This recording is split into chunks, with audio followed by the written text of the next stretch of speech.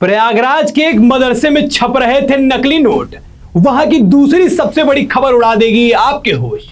नमस्कार, मैं हूं वैभव दीक्षित और आप देख रहे हैं अपना उत्तर प्रदेश।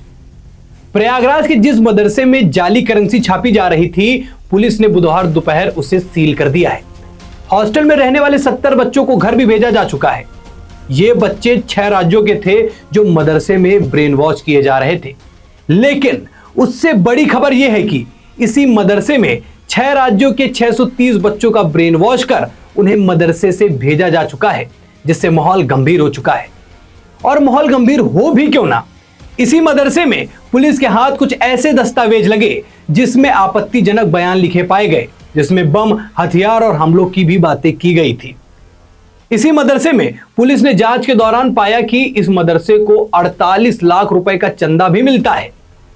जब इस पर सवाल किए गए तो वहां के लोगों ने कहा कि लोग मदद के तौर पर पैसे भेज देते हैं। पुलिस ने इस पर वैसे जांच बैठा दी है और अकाउंट होल्डर्स की कुंडली खंगालना भी शुरू कर दिया गया है। मदरसे में 3 घंटे लोगों से पूछताछ की गई, जिसमें 12 लोगों के नाम शामिल हैं जिनके अकाउंट में पैसे आते जाते थे। और इन्हीं में से कुछ लोग ऐसे भी हैं जिनका विदेशों में आमतौर पर आना जाना लगा रहता है। यह मदरसा वैसे तो 80 साल पुराना बताया जा रहा है, जिसमें 6 साल से मौलवी बच्चों को पढ़ाते हैं और उनका ब्रेन वॉश करने का काम करते हैं।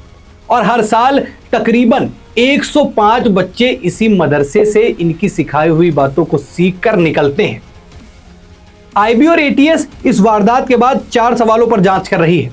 पहला सवाल है कि इतनी फंडिंग होने के बाद भी मौलवी और उसके साथ जुड़े लोग नकली नोट क्यों छापने लगे? क्या मौलवी का मकसद देश की अर्थव्यवस्था को नुकसान पहुंचाना ही था?